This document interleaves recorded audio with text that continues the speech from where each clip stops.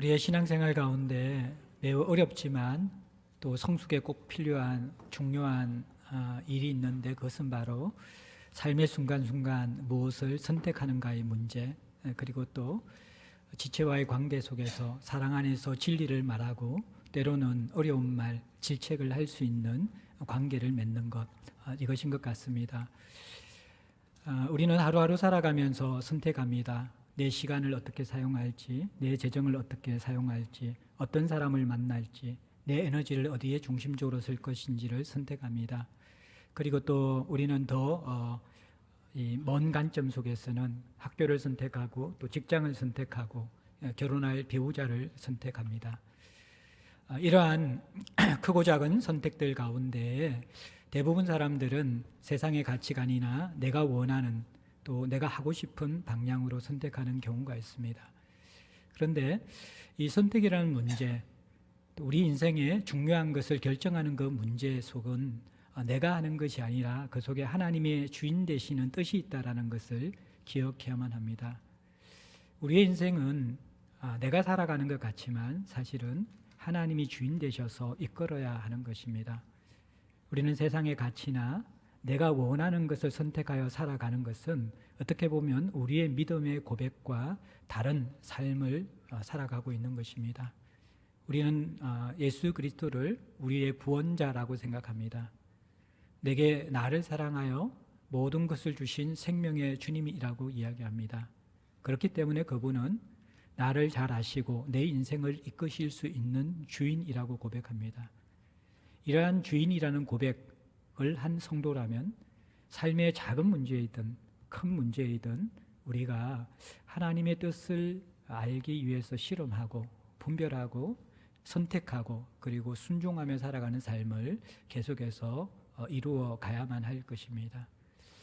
오늘날 성도들이 성숙하지 않고 하나님을 깊이 경험하지 않고 못하고 또 삶이 어둠 가운데 혼란해져 있는 이유 가운데 하나는 어떻게 보면 우리의 크고 작은 선택 가운데 하나님과 동행하며 하나님 앞에 실험하며 그 뜻을 알기 위해서 몸부림치고 또 그 뜻을 깨닫고 순종하면서 하나님이 어떤 분인가, 하나님이 우리 인생을 어떻게 인도하시는가를 경험해 보지 못한 사람들이 많기 때문입니다. 이 선택이라는 것은 하나님 사랑 그리고 하나님의 주되심과 연관되어진 매우 중요한 신앙의 과제입니다. 또 하나는 가까운 사람과의 관계 속에서 사랑 안에서 진리를 이야기할 수 있고 때로는 질책할 수도 있어야 한다라는 것입니다. 많은 사람들은 불편한 관계를 싫어합니다. 좋은 관계가 깨어지는 것에 대한 두려움을 가집니다. 그래서 적당하게 피상적인 관계를 맺을 뿐만 아니라 크게 상처 주지 않는 좋은 말 중심으로 하지, 어려운 말, 또 꼭 필요하지만 그 사람의 성숙과 그 사람의 인생에 꼭 필요하지만 불편한 말을 하는 것을 꺼려하는, 두려워하는 것이 우리들의 관계 맺음의 모습입니다. 찬찬히 그 속을 살펴보면요, 형제 사랑보다도 자기 사랑이 더 강한 것이 동기가 되고 이유가 되는 경우가 많이 있습니다. 진정한 사랑이 있는 사람은 그냥 내버려 두지 않는 것이죠. 사랑이 있는 부모는 자녀의 삶 가운데 개입합니다. 축복된 좋은 말을 할 뿐만 아니라 그 인생에 필요한 따끔한 충고와 경책들을 분명히 하게 되어져 있습니다. 교회 안에서의 성도의 인간관계가 정말 신뢰와 깊은 관계에 들어갈 때에는 사랑 안에서 진리를 이야기할 수 있고 때로는 조심스럽지만 진정성을 담아서 그 사람에게 꼭 필요한 충고와 조언을 할 수 있는 단계까지 자라가야만 합니다. 선택에 대해서 우리가 하나님의 뜻을 묻지 않기 때문에 하나님을 잘 알지 못한다면 이웃과의 관계에서 우리는 더 깊은 관계를 추구하지 않고 사랑 안에서 진정성 있는 말과 때로는 아프지만 참으로 필요한 말을 할 수 없는 관계를 유지하기 때문에 우리는 오랜 시간을 함께 머물지만 더 깊은 관계로, 불편함은 없지만 성숙되는 관계로 나아가지 못하는 우리의 모습을 봅니다. 저는 오늘 이 본문 속에서 이 두 부분을 중심으로 다루고자 합니다. 먼저는 안디옥 교회에서 선교사로 파송받은 바나바와 사울 일행이 1차 선교지를 선택하는 데 있어서 성령의 보내심을 받지만 하나님의 뜻을 실험하면서 어느 곳을 갈 것인지 분별하면서 결정하는 모습을 볼 수가 있습니다. 이 속에서 우리는 성경적인 선택, 하나님의 뜻을 분별하면서 선택하고 결정하는 것이 어떤 것인가를 조금 유추해서 여러분과 함께 나눠보고자 합니다. 그리고 이어지는 뒷부분에서 바보섬에서 선교 사역을 하는 이 바나바와 사울 일행이 그 속에서 총독 서기오 바울을 만나게 되어지고 그에게 복음을 전하는 가운데 마술사 엘루마, 마술사 바예수에 대적하는 모습을 봅니다. 그를 향하여서 강하게 질책하는 이 바울의 겉면의 모습, 또 경고와 징계의 모습을 바라보면서 여기에서 또 우리가 유추하여서 하나님 안에서 맺는 이 사람과의 관계 속에서 성경적인 질책의 동기가 무엇이 되어야 하는가, 어떻게 해야 되는가, 이런 부분들을 여러분과 함께 나눠보고자 합니다. 먼저 오늘 4절 말씀에서 두 사람이 성령의 보내심을 받았다라고 이야기합니다. 선교사의 파송은 바로 성령님이 하신 일이다, 그렇게 이야기하고 있습니다. 우리가 바로 전절에 3절에서 안디옥 공동체가 금식하며 기도하고 두 사람을 안수하여 보냈다라고 이야기하면서 3절에서는 안디옥 공동체가 선교사 파송의 주체라고 이야기하는 것 같습니다. 그러나 4절은 다시 더 우선적인 주체는 성령님께서 이들을 보내셨다라고 우리에게 일깨워 줍니다. 오늘날 선교사와 동력하는 교회들이 이 두 가지의 관점의 균형들이 필요합니다. 그래서 안디옥 교회가 안수하여서 선교사를 파송한다라는 것은 교회에 관련된 모든 무거운 짐들과 직무들을 내려놓고 오직 선교의 현장에만 집중하여서 복음을 전할 수 있도록 그들을 지원하고 돕는 그러한 역할을 안디옥 교회가 했다라는 것입니다. 이렇게 선교사들을 지원하고 돕는 역할을 최선을 다해서 하지만, 그러나 이 선교사들의 사역을 궁극적으로 이끄시고 지도하시고 그 사역의 내용들을 관할하시는 분은 성령님이시라는 사실을 잊지 않아야만 합니다. 많은 교회들이 파송 선교사들에 대해서 너무 깊이 개입해서 가장 선교 현장을 잘 알고 있고 하나님과의 관계 속에서 실험하면서 사역하고 있는 선교사들에게 너무 지나친 간섭이나 이 사역적 방향을 지시하는 것들은 그렇게 건강한 것은 아닙니다. 함께 그 상황을 알고 기도하고 동력하는 모습은 필요하지만 우리는 성령께서 선교사를 파송하신다라는 사실들을 동시에 자각해야만 합니다. 성령은 이 선교사를 파송하였지만 선교지 결정은 누가 하는 것입니까? 이 선교지 결정을 때로는 성령께서도 직접 지시하시면서 하실 때도 있지만, 많은 성경학자들이, 그리고 제가 본문을 연구하면서 이 바울의 1차 선교 여행의 첫 번째 선교지의 선택은 안디옥 공동체와 바나바와 사울이 함께 협의하여서 한 걸로 알 수가 있습니다. 이들은 먼저 구브로 섬을 첫 선교지로 생각하고 있습니다. 구브로 섬이 어떤 곳입니까? 오늘날 이 구브로 섬은 사이프러스 또는 키프러스라고 하는 섬에 해당하는 곳입니다. 안디옥에서 조금 남서쪽으로 내려오면 실루기아라는 항구가 있습니다. 그 실루기아에서 배를 타서 가게 되어지면 바로 이 사이프러스라는 구브로 섬에 도착하게 됩니다. 구브로 섬을 이들이 고민 끝에 1차적인 선교지로 성령의 인도를 받아 선택한 이유는 여러 가지 이유가 있지만 성경에서 찾아볼 수 있는 이유가 몇 가지 있습니다. 먼저 첫 번째는 11장 20절에 보면요, 안디옥에 와서 헬라인들에게까지 복음을 전했던 그러한 초기 복음 전도자들이 있습니다. 이들이 바로 구브로와 구레네 출신들이라는 것을 볼 수가 있습니다. 다시 말해서 이 구브로 섬은 안디옥 이 도시에서 처음으로 이방인들에게 복음을 전거했던 그리스도인들이 그 이전에 살고 있던 섬이었던 것이죠. 그래서 안디옥 개척자들, 전도자들이 알고 있던 익숙한 섬이 바로 구브로 섬입니다. 뿐만 아니라 이들에 의해서 이 안디옥 이방교회가 계속해서 성장하게 되어지자 이 소식을 들은 예루살렘 사도들과 리더십들은 안디옥 교회를 돕기 위해서 지도자를 파송하죠. 누구를 파송합니까? 바나바를 파송합니다. 바나바가 어디 출신입니까? 사도행전 4장에 보면 바나바 역시 구브로 출신이라고 이야기하는 것이죠. 구브로라는 첫 번째 선교지 선택은요, 어떤 의미에서는 안디옥 공동체와 또 선교사로서 나가는 바나바와 사울이 있는데, 바나바가 먼저 첫 번째 리더십을 가진 사람이죠. 이 선교사들에게 익숙하고 가장 잘 알고 있는 그 섬이 바로 구브로 섬이었다라는 것입니다. 오늘날 우리가 해외 선교에 나아갈 때에 가기 전에 하는 것이 무엇입니까? 또 가서도 계속 하는 것이 무엇입니까? 그 나라의 문화를 배우고 언어를 배우고 양식들을 배우는 데 많은 시간을 할애합니다. 그런데 이들은 성령의 보내심을 받아서 선택하는 데 있어서 그들의 이성을 사용하고 합리적이고 효율성을 생각하면서 가장 선교하기에, 복음을 전하기에 적합한 장소로서 안디옥 공동체에 익숙하고 파송되는 선교사에게 익숙한, 하지만 복음을 들어야 될 이방인들과 복음을 들어야 될 영혼들이 있는 구브로 섬을 선택하는 것을 볼 수 있습니다. 구브로 섬에서 복음 전도를 어떻게 합니까? 먼저 배를 타고 동쪽 건물에 도착한 곳이 5절에 보면 살람이라는 곳에 이르게 되어집니다. 이것은 구브로에 위치한 대도시입니다.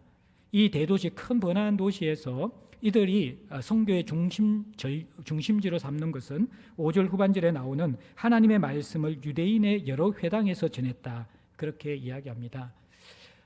이 구브로 섬은요, 구브로에 있는 그리스도인들이 안디옥에서 이방인 헬라인들에게 복음을 전했다는 것을 볼 때에 이미 그리스도인들이 있는 그러한 섬이었습니다.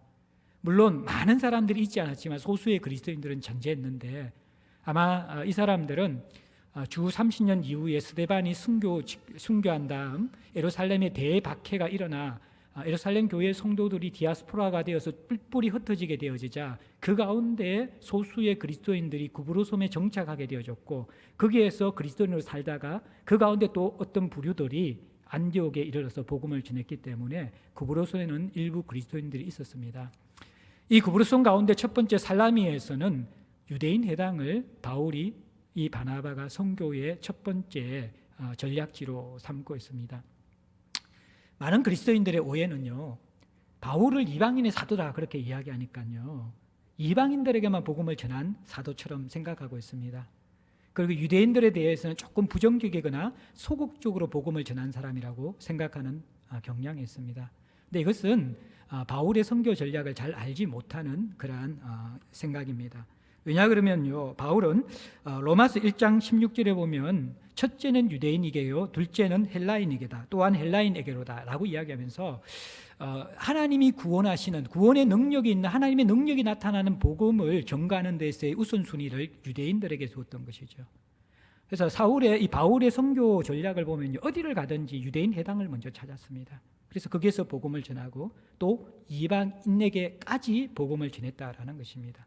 유대인들이 제외된 것이 아니라 바울은 유대인들에게도 복음을 전했지만 이방인에게도 복음을 전했고 이방인도 중심적으로 복음을 전했기 때문에 우리는 바울을 이방인의 사도라고 그렇게 이야기하는 것입니다. 그러면서 5절 후반절에 보면 요한을 수행원으로 두었더라. 짤막한 이 멘트는요, 어떤 의미에서 이 사도행전의 저자인 누가가 사울의 1차 선교 여행을 안디옥 교회가 주파송 교회로 생각하잖아요.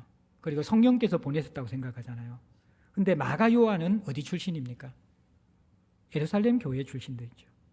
예루살렘 교회에서 이 부조를 보내고 안디옥 교회의 부조를 가지고 흉년에 들고 있는 예루살렘 공동체를 돕고 난 다음에 바나바와 사울이 돌아올 때 누구를 데리고 와요? 마가 요한을 데리고 오는데 이 사람이 처음부터 이 선교 여행에 동참했는데 예루살렘 공동체 멤버였죠.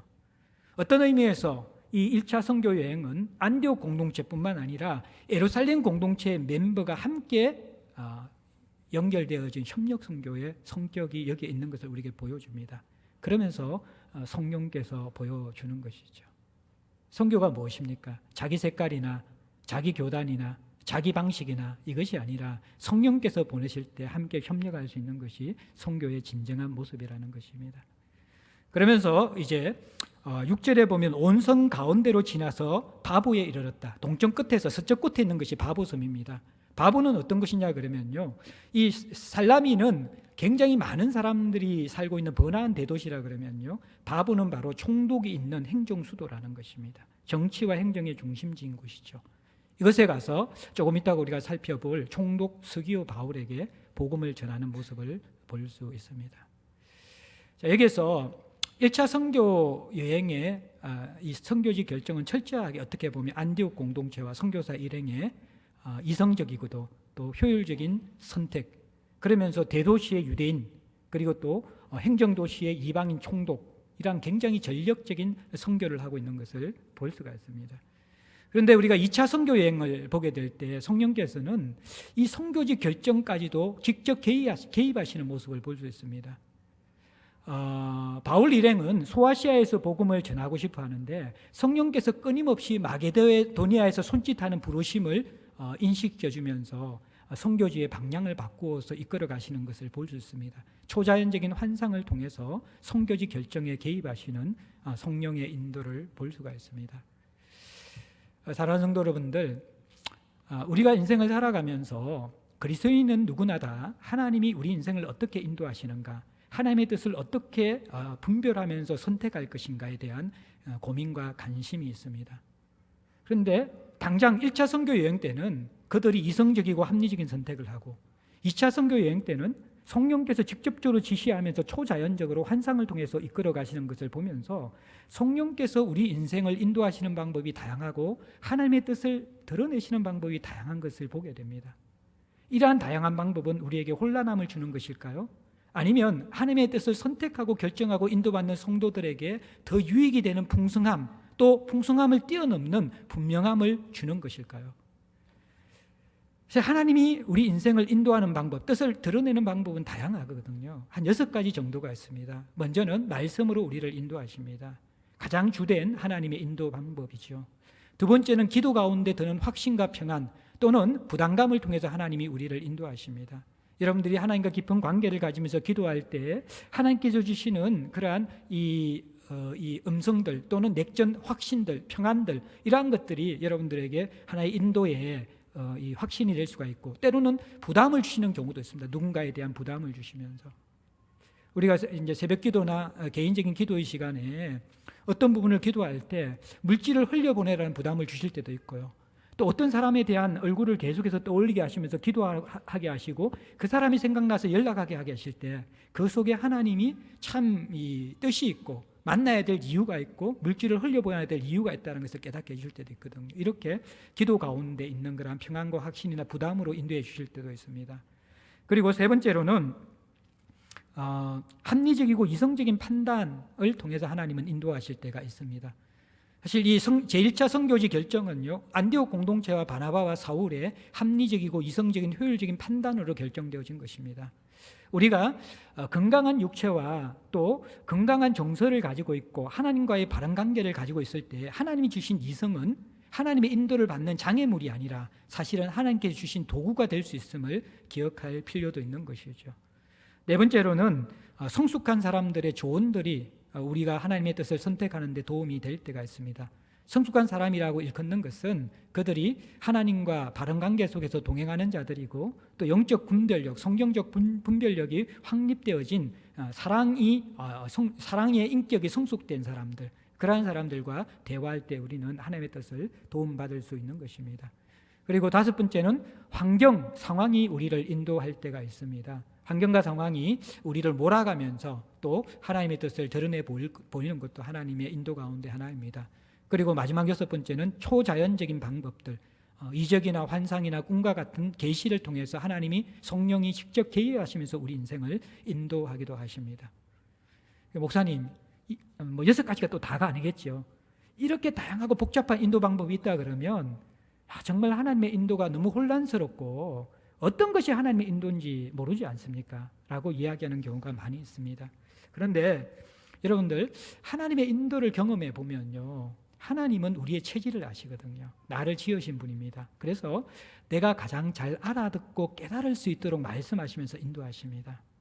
그러면서 이러한 다양한 인도 방법들은요, 혼란함을 주기보다도 하나님의 뜻을 구체적으로 더 입체적으로 확정하고 풍성하게 하고 분명히 하는데 사용될 때가 많다라는 것을 여러분들은 경험하실 수가 있습니다. 저의 예를 들면요, 제가 이제 어떤 목회를 하거나 또 여러 가지 어떤 사역을 하면서는 참 하나님께서 제가 부족한 줄 알기 때문에 또 약간 소심하고 여러 가지를 신중하게 생각하는 줄 알기 때문에 인도하실 때 입체적으로 다양한 방법을 이 같은 메시지를 통해서 주심을 통해서 분명하게 확정시키는 경우가 많음을 제가 볼 수 있습니다. 가장 최근에 제가 안식년 갔다 와서 하나님 참 부족한 자가 하나님의 은혜로 참 이 제자들, 귀한 제자들 공동체를 잘 목회할 수 있도록 인도해 주셨는데 어떻게 하나님 이 공동체를 사용하시고 인도하실 것입니까? 그런 고민들이 많이 있었습니다. 뭐 안식년 가서 고민하려고 그랬는데 안 되더라고요. 뭐 이렇게 너무 끝이 없는 답이고 또 여러 가지 책도 읽고 그렇게 했는데 참 고민거리가 너무너무 많았습니다. 그런데 돌아와서 이제 그 새벽에 기도하면서 하나님이 그런 마음을 주시는 거예요. 내 상태는 많이 지쳐 있고 또 쉬었지만 오히려 이렇게 뭐 여러 가지 또 이제 건강이나 이런 것들이 더 회복된 것 같지 않고 에너지도 거의 이제 거의 100% 이상 계속 사용하고 있는 가운데서 더 무엇인가 몸부림치고 할 수 있을 것인가 그런 고민을 하고 있는데 하나님 계속 마음의 부담을 주시면서 너가 안정을 택할 것이냐, 교회가 안정이 목적이냐, 교회는 끊임없이 주의 뜻을 향하여서 개혁되어야 한다라는 그러한 분명한 메시지를 기도할 때마다 말씀을 묵상할 때마다 주셨습니다.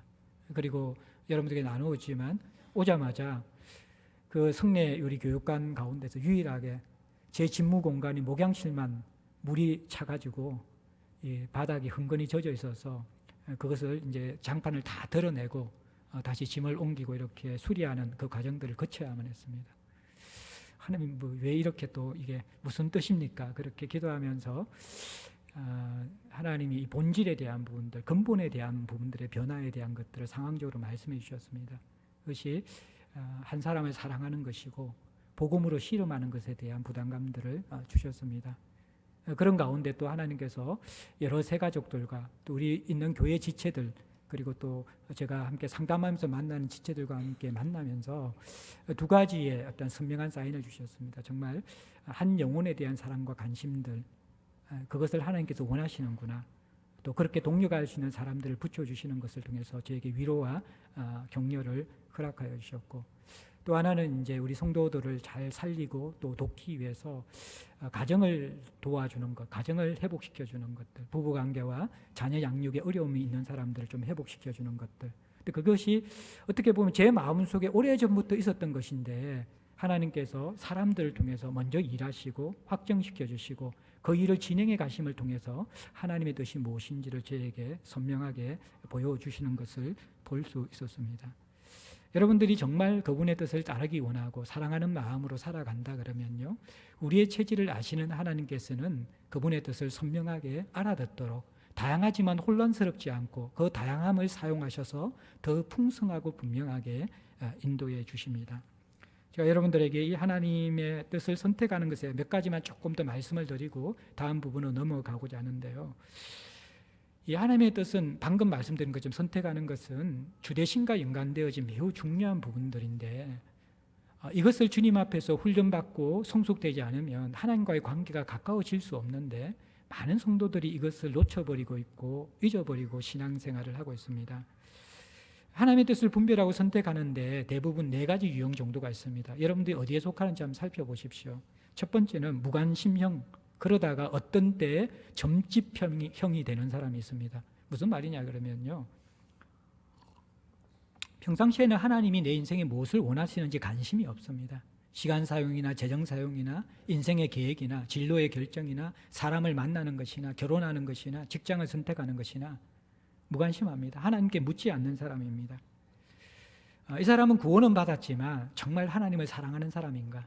주되심을 인정하는 사람인가? 심각하게 신앙적 질문을 던져야 되는 사람이죠. 이 사람이 어느 순간 늘 무관심형으로 살아가지 않습니다. 언제 돌변합니다. 언제 돌변한지 아십니까? 자신이나 가족에 중대한 위기가 오든지 선택의 순간에 오면 점집형처럼 하나님을 찾아옵니다. 그러면서 하나님 뜻이 무엇입니까? 어디로 가야 합니까? 그러니까 평상시에 하나님이 원하시는 것에 대해서는 관심이 없는데 위기의 순간에 내 필요와 연관된 것이 있으면 굉장히 예민하게 점집을 찾듯이 하나님께 찾아오는 유형의 사람들입니다. 대부분 넌크리스찬들이 이런 인생을 살아가죠. 그런데 그리스도인 가운데서도 교회 다니는 사람들 가운데서도 하나님의 뜻과 상관없이 일상을 그냥 생각 없이 살아가다가 위기와 어려움이 찾아와야지만이 하나님의 뜻이 무엇인지 묻는 그러한 유형의 사람들이 있습니다. 두 번째 유형의 사람들은 자만형의 사람들입니다. 이들은 자신의 경험과 자신의 판단과 어떠한 자신의 능력을 과신하는 사람들입니다. 그래서 하나님 앞에 신중하게 기도하지 않습니다. 물론 아까 제가 하나님의 인도 방법 가운데 올바른 이성적 판단이 있다라고 이야기했습니다. 그러나 올바른 이성적 판단만으로 하나님의 인도를 받을 수 없습니다. 제가 메시지를 전하면서 말씀드렸지만 우리 인생은요, 꼭 되어야 될 것 같은데 되지 않는 것이 있고 꼭 되지 않아야 되는 것이 될 때가 있습니다. 무엇을 이야기하는 것입니까? 내 판단과 내 이성대로 인생이 움직여지지 않는다라는 것입니다. 우리는 피조물이고 하나님이 주인이시기 때문에 합리를 뛰어넘는 성령이 시키시는 일이 있고 합리를 뛰어넘는 우리의 이성과 효율을 뛰어넘는 하나님의 뜻이 있다는 것을 여러분들은 깨달아야만 합니다. 그런데 여기에 대해서 열려있지 않는 성도와 공동체들은 모든 것이 원칙과 합리와 이성적인 판단으로 운영하려고 합니다. 그래서 제가 성령이 시키는 일에 대해서 감당하는 공동체 말씀하실 때 원칙을 뛰어넘는 공동체를 말씀드린 거죠. 교회가 교회 운영을 하는데 교회의 흥금 액수가 교회의 방향과 모든 것을 결정하면 그것은 원칙이 운영하는 교회이지 성령이 운영하는 교회는 아니라는 것입니다. 교회는, 성도는 물론 합리적인 이성적인 판단이 필요하고 우리의 경험을 통해서 최선을 다해서 효율적으로 선택해야 되지만, 그러나 성령이 개입하셔서 이끌어 가시는, 어떻게 보면 비효율적이고 비합리적인 선택이지만 하나님께서 우리에게 감동을 주시면서 하시는 그러한 인도 방법이 있다는 것에 열려 있어야 되는데, 자만형의 사람들은 기도하지 않기 때문에 이러한 하나님의 인도를 받지 못합니다. 그러면서 인생의 어느 순간에 내게 왜 이런 일이 닥쳐왔지? 분명히 일어나야 되는데 왜 일어나지 않지? 왜 일어나지 않아야 될 일이 일어나지? 그렇게 고민하게 되는 것이죠. 인생에 하나님의 영역을 두지 않고 살아가는 사람들입니다. 세 번째는 또 반대 극단의 사람들인데 신비주의 내지는 숙명주의자들입니다. 이들은 성령께서 강하게 초자연적으로 역사하지 않으면 한 발자국도 뛰지 않고 하나님의 뜻이 분명하게 계시되지 않으면 하는 모든 일들이 인간의 행동과 인간의 방법이라고 치부하는 또 한 극단의 유형의 사람들입니다. 그런데 여러분들이 물론 하나님께서 초자연적으로 꿈과 환상과 또 이 이적을 통해서 역사하실 때가 있지만요, 이러한 하나님의 인도 방법은 굉장히 일반적이지 않는 특수한 경우의 인도 방법이라는 것입니다. 하나님이 여러분들에게 강권적인 성령의 역사를 통해서 인도하시는 경우가 매우 드뭅니다. 배우자를 찾는데 여러분들이 하나님이 저 자매다라는 그런 강력한 그런 지시를 할 때까지 기다리는 사람들은 죄송하지만 평생 못 만날 가능성도 있습니다. 예, 내가 선교사로 가야 되는데 하늘에서 불이 떨어져야 가실 분들은요, 불이 떨어지지 않을 가능성이 많고 불효령이 날 가능성이 많습니다. 성경에 이미 가라고 많이 말씀했는데 왜 가만히 머뭇거리고 있느냐, 그렇게 책망할 가능성이 많은 것이죠. 성령은 분명히 초자연적으로 역사하시지만요, 그것만으로 역사하지 않습니다. 그래서 이 방법만이 하나님의 방법이라고 고집하고 있을 때 하나님의 인도를 오히려 가로막는 어리석은 이 숙명론자가 될 수 있다는 것입니다. 하나님은 가장 건강하게 우리를 주의 뜻이 무엇인지 최선을 다해 분별하라고 이야기합니다. 성경적인 태도지죠. 에베소서 5장 17절에 보면 그러므로 어리석은 자가 되지 말고 오직 주의 뜻이 무엇인지 이해하라. 그리고 로마서 12장 2절에 보면 너희는 이 세대를 본받지 말고 오직 마음을 새롭게 함으로 변화를 받아 하나님의 기뻐하시고 선하시고 온전한 뜻이 무엇인지 분별하도록 하라. 그러니까 분별과 이해는 우리가 최선을 다해서 찾고 추구하는 그러한 과정 가운데 성령의 초자연적인 역사가 함께 더하여 주면서 우리는 하나님의 인도를 받을 수 있습니다.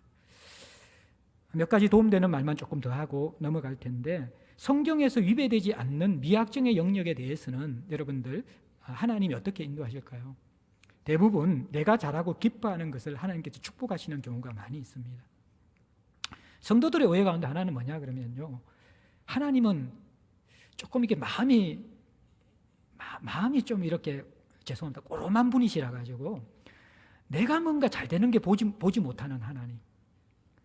그래서 이제 뭐 이렇게 수련회나 집회 때 은혜 받기를 두려워하는 분들이 계시거든요. 하나님 마음에 들고 하나님 눈에 들어가면 우리의 인생은 어떻게 되어집니까? 나는 싫어하지만 하나님이 기뻐하시는 방향으로 인도하실 것이라는 확신을 우리가 가지고 있어요. 내가 제일 싫어하는 선교사가 되게 할 것이다. 하나님은 여러분을 선교사로 만들고 나서 그 뒤치다거리 하느라고 고생할 게 뻔한데 함부로 부르시지 않거든요.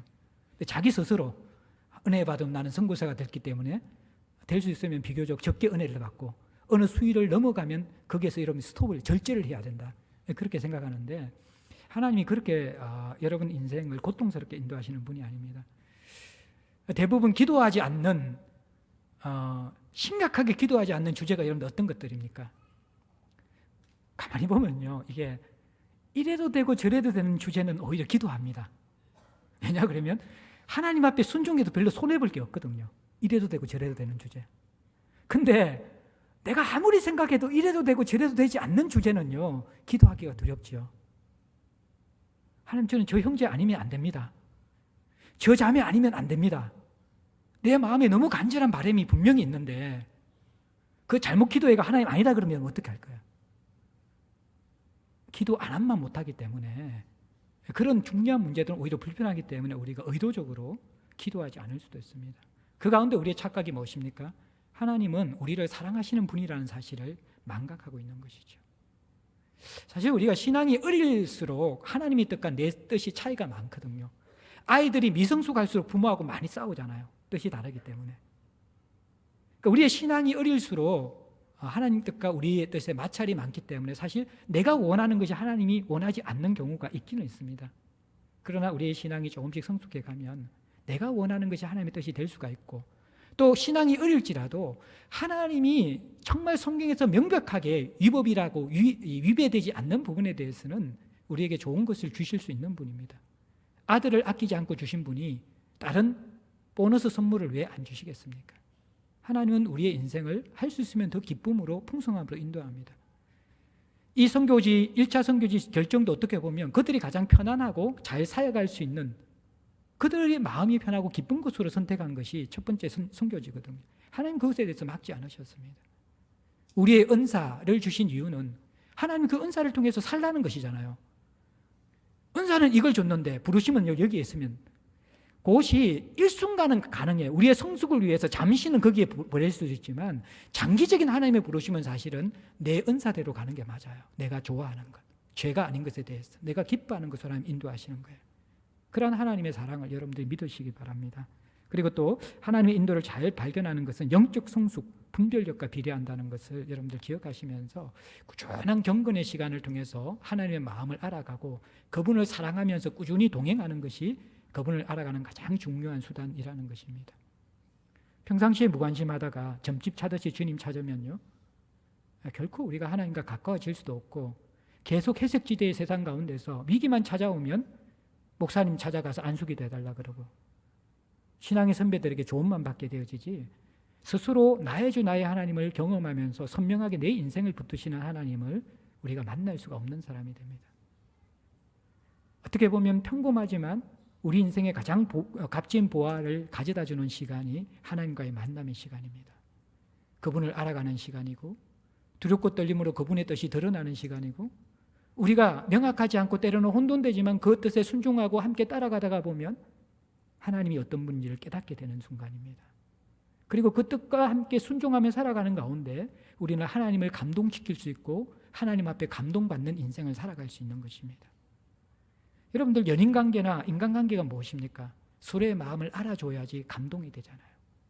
그리고 그 서로가 원하는 그 뜻에 대해서 민감하고 그 뜻을 함께 돌아보고 그것에 맞추어서 사랑해주고 순종해주고 같이 가게 되어질 때 우리는 그 사람을 정말 사랑하는 것이 되어지고 그 감동을 받을 때 사랑이 오고 가는 것이죠. 하나님과의 관계도 마찬가지입니다. 여러분들이 늘 하나님 사랑한다고 이야기하고 하나님 사랑받는다고 사랑해달라고 이야기하지만 가장 중요한 사랑의 기본이 되어지는 함께 있음이 없고 가장 사랑의 기본이 되어지는 하나님의 뜻에 대한 관심이 없는데 어떻게 그분을 사랑할 수 있고 사랑받을 수 있게? 부부가 서로 사랑하기 위해서 아무 노력도 안 해요. 무엇을 원하는지도 알지 못하고 같은 시간도 보내지 않는데 어떻게 부부가 사랑할 수 있습니까? 그것은 기대와 행동이 전혀 이율배반적인 어리석은 삶의 모습이라는 것입니다. 신앙생활도 마찬가지입니다. 정말 사랑하기 원하시면 일상의 꾸준한 것들을 같이 보내야 돼요. 부부가 이벤트도 중요하지만요, 중년이 되면서 정말 깊은 서로의 연합과 하나됨들은요, 평범한 일상을 같이 한 그러한 사람만이 정말 깊은 연합과 하나됨들을 누릴 수 있는 것입니다. 그러면서 여러분들에게 한 가지만 좀 위로드리면서 말씀드리고 싶은 것은, 하나님이 우리의 부족한 선택과 또는 부족한 판단력에도 불구하고 합력하여 선을 이루는 분이라는 사실을 여러분들이 꼭 기억을 하셔야만 됩니다. 우리의 성숙의 정도에 따라서 어릴 수도 있고 또 성숙할 수도 있지만, 우리의 목적이, 동기가 하나님을 사랑하고 이웃을 사랑하는 가운데 분별하고 선택한다 그러면요, 때로는 그 어린 수준에서는 어리석은 선택이 될 수 있지만 하나님은 한없이 기뻐하시는 것입니다. 여러분들 가장 행복할 때가, 부모들이 행복할 때가요, 아이가 어린이집이나 이런 데 가가지고 어버이날 처음으로 카네이션 만들어 오잖아요. 카네이션 그게 여러분들 뭐 이쁩니까? 물론 선생님이 도와줘가지고 조금 이쁜 것도 있지만 대부분 글씨 삐뚤삐뚤 했었고 그 뭐 값어치가 얼마 하겠습니까? 예? 그런데 엄마 아빠 사랑해요 감사해요 이래가지고 해가지고 카네이션 만들어서 우리에게 내어낼 때 부모들이 어떤 마음이 듭니까?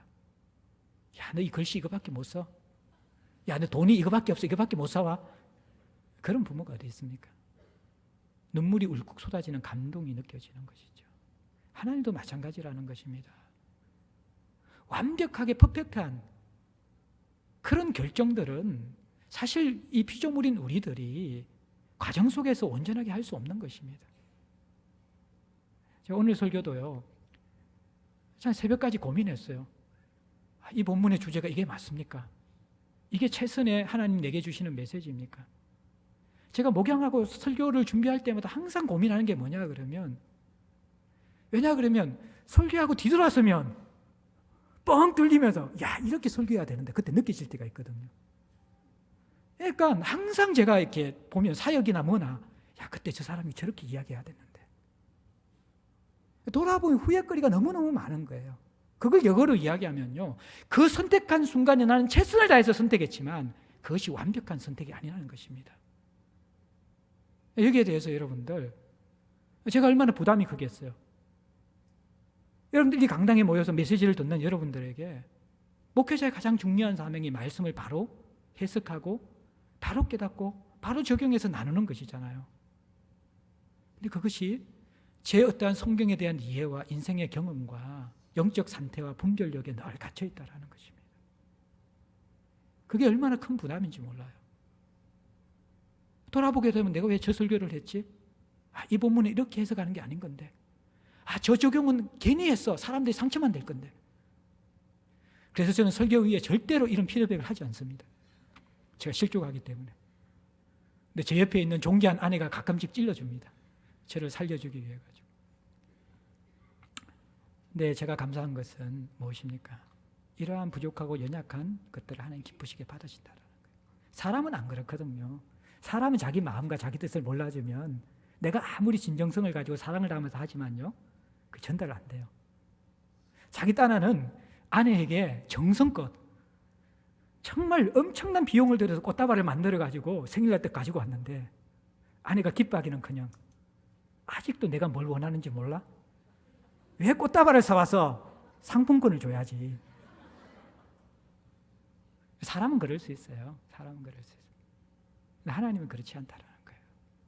하나님은 어린아이가 정말 카네이션 거기 만들어 와서 어떻게 보면 내 마음의 취향도 아니고 드는 것도 아니지만요, 그 아이의 사랑이 있기 때문에 받는 것처럼 하나님도 그런 분이라는 거예요.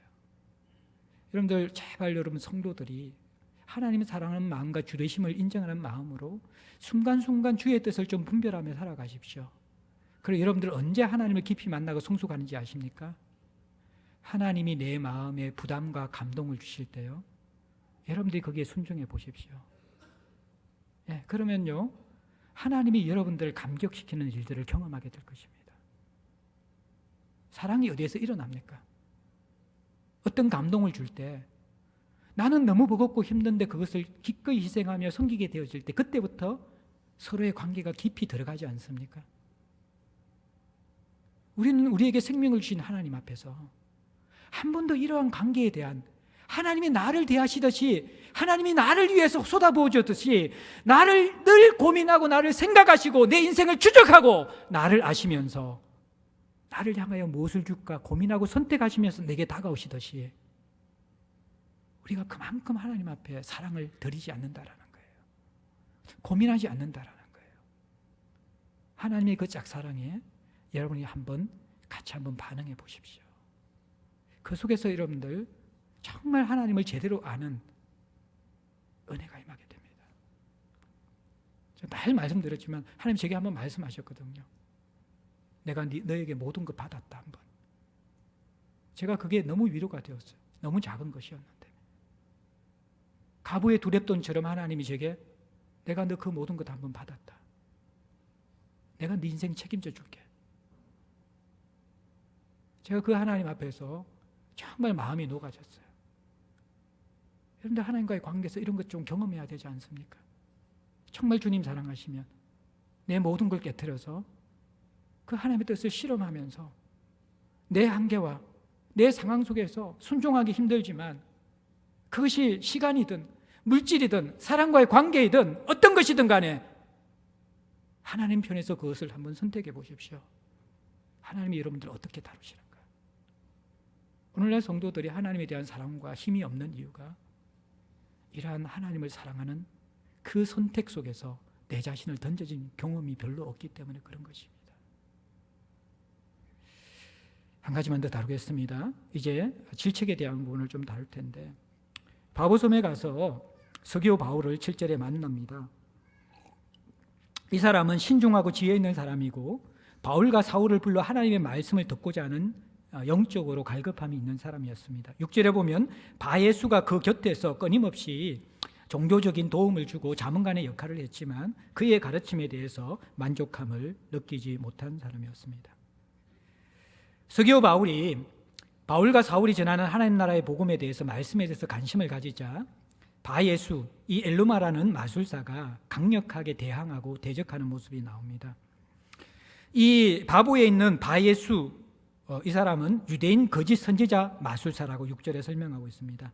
이 사람은 민족 정체성으로는 유대인이었습니다. 바예수라는 것은 여호수아의 아들, 바가 아들이고 예수라는 것이 여호수아라는 것이거든요. 여호수아의 아들이라는 거예요. 구원자, 구원의 아들이라는 것입니다. 그런데 이름과 다른 삶을 사는 것이죠. 거짓 선지자고 마술사다. 당시의 마술사는 오늘날 마술사하고 다릅니다. 오늘날 마술사는 이영결입니까? 이런 분들처럼 막 트릭을 쓰거나 눈속임을 통해서 하는 것이 아니라 당시의 마술사는 현실 세계가 아니라 현세 세계가 아니라 초월 세계에 대한 지식과 능력을 가지고 있는 사람입니다. 이런 사람들은 점성하게도 뛰어났고요, 강령술도 행할 수 있고 또 여러분들 이렇게 은금 이런 것들을 이렇게 바꾸는 연금술까지 연마한 과학적인 지식이 있는 그러한 지혜와 지식이 또 능력이 있는 초월 세계에 접해 있는 그런 사람들이었습니다. 그래서 고대 근동이나 당시에 어떠한 이 지도자들, 행정 지도자들은 그들의 어떠한 정치적인 선택과 결정을 하게 될 때 이러한 마술사들을 곁에 두고 자문관 역할을 하게 했던 것이죠. 그리고 그들에게 종교적인 도움도 받았습니다. 서기오 바울이 바로 바예수를 그렇게 옆에 두고 있었는데 이제 이 바예수의 가르침과 그 영향력보다 이 바나바와 사울이 전가하는 하나님 나라의 복음에 대해서 점점 총독 서기오 바울이 관심을 가지게 되어지자 자기의 밥줄이 끊어질 것들에 대한 두려움을 가지면서 대적하게 되는 것이죠. 바나바 일행과 만나지 못하도록 하고 또 다른 말로서 저주와 두려움을 주면서 더 이상 하나님의 말씀을 듣지 못하도록 그렇게 바예수가 공격하고 있는 것입니다. 거짓 선지자 노릇을 하고 있는 것이죠. 여기에 대해서 이제 성령 충만한 바울이 엘루마를 강력하게 질책하고 징계합니다. 9절에 바울이라고 하는 사울이 성령이 충만하여서 그를 주목했습니다. 눈이 뚫어지게 봤다라는 거죠. 아마 영적 대결을 하듯이 이 바울이 여기에서 이제 사울의 이름이 바울이라고 변화됩니다. 변화되면서 주목하며 보면서 이 정체, 그 속에 있는 영적인 이 정체를 발견하게 됩니다. 그럼 10절에 이렇게 그를 향해서 강하게 질책합니다. 모든 거짓과 악행이 가득한 자다. 너는 방법과 동기가 다 악한 자이다. 그리고 너는 바예수 구원자의 아들이 아니라 마귀의 자식이다. 그리고 모든 의의 원수가 되는 하나님의 원수이고 하나님이 행하는 모든 의로운 것의 원수가 되는 짓을 네가 원수와 같은 사람이고 주의 바른 길을 굳게 하는 것이다. 너는 복음이 전거되어지고 하나님께서 이 땅 가운데 전할 하나님 나라의 길을 막고 있는 자고 거스르는 자다. 그러면서 그를 향해서 날카롭게 강하게 강력하게 징계합니다. 그리고 11절에 이제 주의 손이 내 위에 있다. 하나님께서 심판할 손이 지금 너 위에 머물러 있다라는 것입니다. 네가 맹인이 될 것이다. 얼마 동안 해를 보지 못할 것이다. 그러니까 이 빛을 보지 못해 해를 보지 못한 눈이 감겨질 것이라는 것입니다. 이렇게 징계를 내리자마자 즉시 안개, 눈이 뿌옇게 되어지고 또 어둠이 아무것도 볼 수 없는 상태가 되어서 사람을 인도하였던, 마술을 통해서 많은 사람들에게 선지자 노릇을 하고 인도하였던 그가 실제로는 인도할 사람을 두루 구하는 영적 소경의 상태에 떨어진 것을 우리가 볼 수 있습니다. 바울은 바예수를 강하게 질책하고 징계한 다음에 그의 실체를 드러내 보여줬습니다. 무엇입니까? 너는 사람을 인도하는 사람이 아니라 영적 소경이야. 깨닫게 해주신 것이죠. 자, 여기서 물론 이것이 영적 대결 가운데에 거짓 선지자에게 행한 질책이지만 그도 하나님의 형상으로 지음받은 한 인간이라고 우리가 생각하게 되어질 때 이 속에서 우리는 조금 유추되어진 성경 안에서 하는 바른 질책에 대한 교훈을 받아야만 합니다. 중요한 것은 왜 바울이 엘루마를 이렇게 강하게 질책하고 징계했냐는 것입니다. 두 가지 이유 때문인데 하나는 진리에 대한 사랑입니다. 엘루마라는 바예수가 한 행동이 뭐냐 그러면 말씀, 복음을 맡고 있었다는 것입니다. 진리를 맡는 것은 우리가 용납해서는 되지 않는다는 것입니다. 진리를 맡고 왜곡시키는 것에 대해서 타협하는 것은 하나님을 사랑하는 그리스도인들이 반드시 하지 말아야 될 모습이라는 것입니다. 오늘날 여러분들 이 복음이 다운주의 시대, 포스트 모던 시대 가운데서 예수만이 유일한 길이요 진리요 구원이라는 이 사실에 대해서 많은 사람들이 열어놓고 있습니다. 성경에서 분명히 제시하고 있는 이 기준, 예수 외에는 구원이 없고 하나님 나라 복음 외에는 이 세상에 대안이 없다라는 그 부분에 대해서 우리가 그 기준들을 허물기 시작하는 순간 성도와 교회는 다 무너지고 죽게 되어집니다. 동성애에 대한 문제도 우리가 다양하게 볼 수 있고 저는 동성애의 선천적인 부분들을 인정하고 그들을 사랑해야 되는 부분들은 다 우리가 열려 있어야만 됩니다. 그러나 어떤 면 속에서 기준 자체가 무너지는 것 자체에 대해서는 우리가 심각하게 좀 생각해 봐야만 합니다. 제가 속했던 IBF라는 선교단체가 한국에서는 조금 진보적이고 개혁적인 단체로 알려져 있지만요, 미국에서 동성애 문제 때문에 이슈가 터져 나왔을 때 IBF 선교단체가 우리는 동성애를 지지할 수 없다라고 하면서 동성애에 대한 성경적인 입장을 이렇게 천명하게 되었습니다. 그 결과로 일어난 현상이 뭐냐 그러면요, 수많은 교회와 성도들의 후원이 중단되었습니다. 미국에서는 굉장히 인본주의 관점이나 또 동성애를 지지하는 사람들도 많거든요. 뿐만 아니라 IBP라는 미국 IBP 출판사를 통해서 책을 내었던 많은 저자들 가운데서 동성애를 지지하는 그러한 사람들은 더 이상 이 출판사에서 책을 내지 않을 뿐만 아니라 이 출판사를 통해서 낸 책들도 다시 돌려받겠다고, 판권을 돌려달라고 그렇게 소송을 제기한 일들이 생겨났습니다. 제가 이 부분에 동성애는 우리 수요일 날 이번 주에 또 우리 죄송합니다, 여기 우리 이충일 강도사님 다루기 때문에 궁금하신 분들은 그때 오십시오. 성경적으로 이렇게 잘 다루어주면서 우리가 양극단을 피해야 되거든요. 약한 자를 사랑하고 보호하는 마음을 함께 가지면서 또 성경적인 기준을 같이 잘 이렇게 견지해야 되는데, 요즘 우리는 편협한 성경적 기준을 가지고 있다면 꼴통, 꼰대라는 그런 느낌을 가지고 있으면서 뭔가 넓혀져 있는 것도 다 수용하는 것이 좋은 신앙처럼만 생각하는데 수용해야 될 것이 있고 생명 걸고 지켜야 될 것이 있습니다. 진리에 대해서는 우리가 생명 걸고 지켜야 되고요. 또 하나는 영혼 사랑에 대해서 우리가 생명 걸고 지켜야 되기 때문에 이 질책을 하는 것입니다. 여러분들 지금 이 서기오 바울은요, 하나님 나라의 문턱에 있는 사람입니다. 말씀을 통해서 구원받는 그 문턱에 있는 사람인데 바예수가 그것을 한 영혼의 생명의 구원을 맡고 있는 것입니다. 이것보다 악한 것이 없다라는 거예요. 하나님이 사랑하시는 영혼에 대한 그 안타까운 마음들을 가지고 바울이 복음을 전하고 있는데 그 하나님의 사랑의 마음, 십자가에서 자신을 깨트려 한 영혼을 구원하려고 하는데 그것을 맡고 있다라는 것입니다. 성경에서 실족하게 할 때 연자맷돌을 메어서 던지라고 하잖아요. 그만큼 영혼을 사랑하는 하나님의 마음이 안타까운 것이고 그것을 방해하는 것은 하나님 보시기에 너무나 강력한 악이라는 것입니다. 여기서 더 나아갔어요. 사실은 이 질책과 징계 가운데요, 총독 서기오 바울에 대한 사랑만 있는 것이 아닙니다. 여러분들, 이 바예수 엘루마에게 맹인이 되라고 선언하는데 전제가 있습니다. 어떤 전제가 있습니까? 얼마 동안, 잠시 동안, 얼마 동안 맹인이 되라고 그렇게 이야기합니다. 11절에 보면. 무슨 말입니까? 영원히 맹인 되는 게 아닙니다. 어떤 의미에서 바울이 어떤 사람이었습니까? 사울이었을 때 이 바울은 교회를 핍박하고 예수 믿는 사람들을 잡아 숙청하는 사람이었잖아요. 그가 의의 원수, 똑같은 바예수와 같은, 어쩌면 다른 성격이지만 의의 원수가 되었다고 이야기하잖아요. 자기 스스로가 하나님 앞에 원수된 자였다고 이야기하잖아요. 어떻게 보면 엘로마와 통하는 부분이 있는 것이죠. 그러다가 어떻게 되어집니까? 다메섹 도단에서 빛을 보고 눈이 어두워지잖아요. 아나니아에서 이끌려 가잖아요. 자기가 하나님의 뜻을 가지고 사람들을 이끌어가는 자라고 생각했는데 하나님은 너는 영적 소경이야. 아나니아를 통해서 이끌어가는 그 영적 실체를 보여주시잖아요. 그 다음에 하나님을 발견하고 자신을 발견하면서 사도로 변화되잖아요.